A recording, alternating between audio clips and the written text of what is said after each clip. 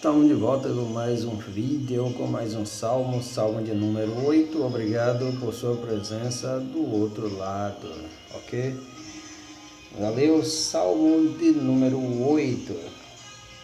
Diz o seguinte: Javé, o Senhor, o Deus, Senhor nosso, como é poderoso o teu nome em toda a terra. Como é poderoso o teu nome. O nome, já falamos aqui algumas vezes, que significa a pessoa, certo?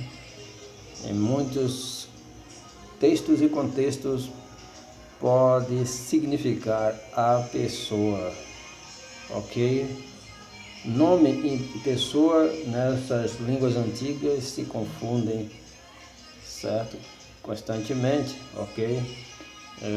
Faz parte da cultura, faz parte da semântica, ok? Nome e pessoa se confundem constantemente. Quando se fala em nome, geralmente está se falando na pessoa. Como é poderoso o teu nome em toda a terra, como é poderosa a tua pessoa, certo? Outra coisa interessante é o fato de que também no mundo antigo as pessoas achavam que certos nomes tinham poderes tremendos, poderes absolutos para realizar qualquer coisa que a pessoa que invocasse, e então essa pessoa iria conseguir aquilo que desejasse, invocando certos nomes. Também isto é possível, certo? Pode ser também o caso aqui ser apenas o nome, que de tão poderoso que é, se você souber invocá-lo na hora certa, no momento certo, no tom certo, na frequência certa, você pode conseguir o seu desejo. Era uma crença antiga, porém isso não quer dizer que seja real, que seja verdade. Isso é tão verdadeiro que até em algumas tribos indígenas existe também essa possibilidade, já que algumas pessoas em algumas tribos indígenas tinham um nome que era secreto, que ninguém poderia saber, certo? O indivíduo, ele tinha dois nomes e tinha um nome que era secreto, somente a ele pertencia. Se não me falha a memória, eu li isso no livro Totem da Paz, um livro missionário, certo? O Totem da Paz, não sei, por esta cruz te matarei, algo do tipo assim.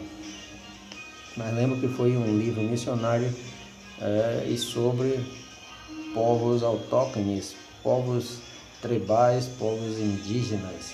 Então tinha-se muito essa ideia. Se você souber como invocar determinados nomes, certo? De determinadas entidades espirituais, certo? Em determinada frequência, certo? Com a frequência certa, a tonalidade certa, com todos os rituais certíssimos, cumprindo todos os rituais, todas as normas, então dizia-se que a pessoa então alcançaria o seu objetivo, certo? Invocando certos nomes de entidades espirituais. Então talvez aqui também seja o caso, porém, de acordo com o que eu entendo dessa questão da cultura, não significa que isso seja verdade. Talvez seja, talvez sim, talvez não. Existem muitos mistérios nesse mundo. Talvez não fosse o caso de ser usado com o nome de Deus. É por isso que é proibido constantemente usar o nome do Deus de Israel em vão. Talvez já por causa dessas coisas, que muitas pessoas usavam nomes de entidades espirituais que eles conheciam, ok? Para invocar, para que seus desejos, muitos dos quais maléficos, fúteis, fossem então realizados, ok? Como é poderoso o teu nome em toda a terra, ok? E hoje todo mundo se prostra ou deve se prostrar ao nome de Cristo. Esse é o nome que deve ser proclamado entre as nações, e diante desse nome todos um dia se prostrarão. Exaltaste a tua majestade acima do céu, veja a grandiosidade, acima do céu.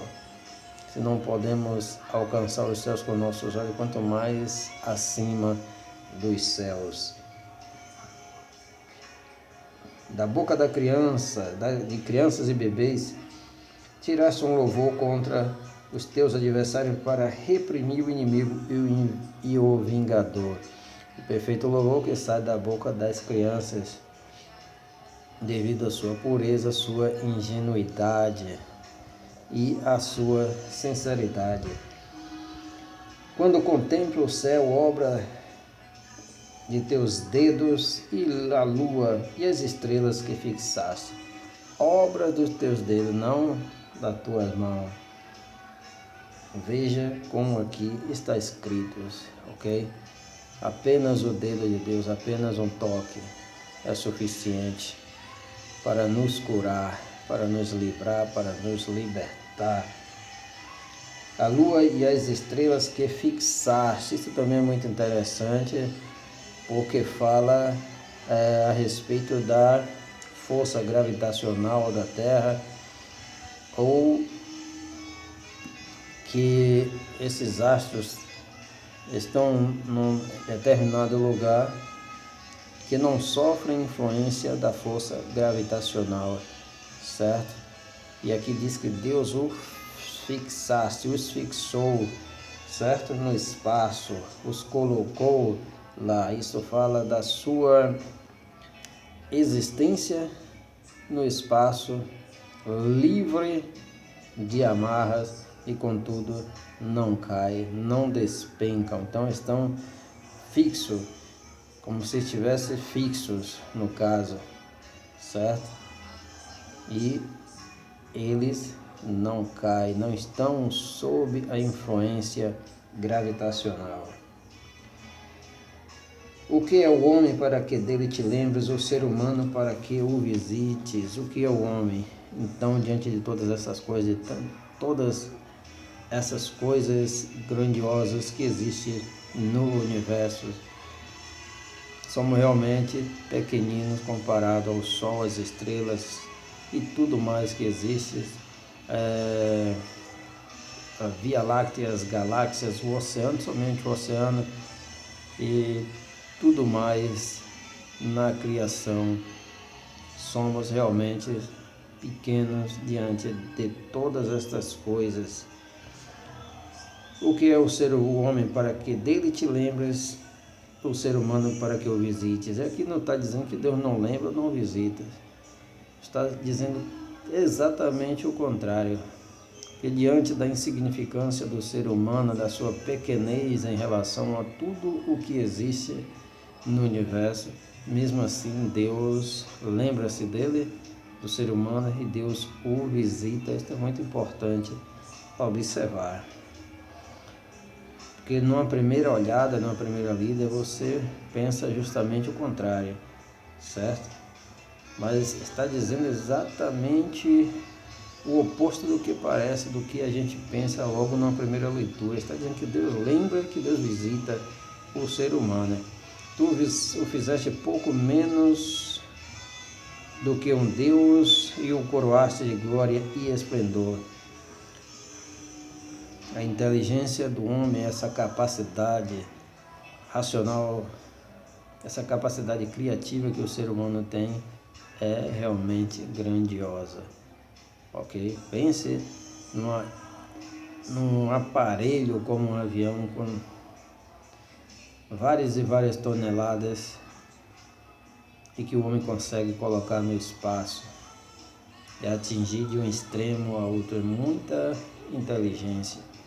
Só para citar apenas uma dessas coisas realizadas pelo homem, pelo ser humano, e o coroaste de glória e esplendor,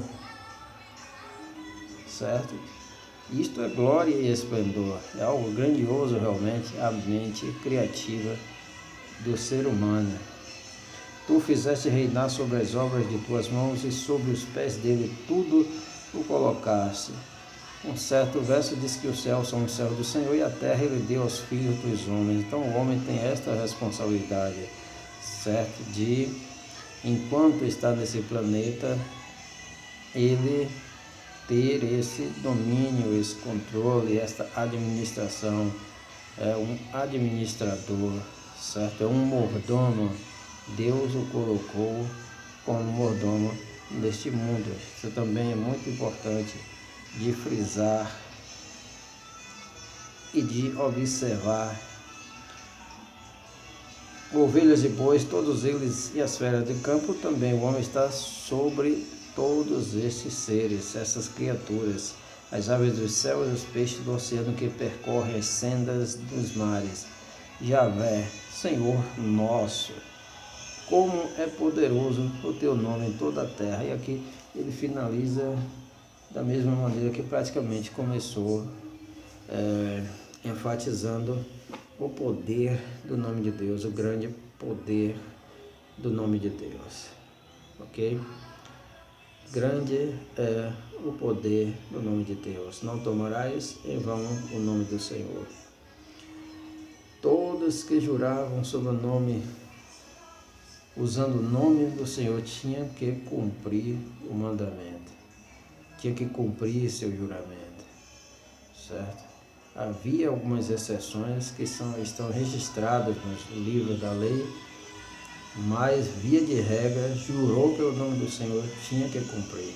É por isso que também é dito que não se deveria tomar o nome do Senhor em vão.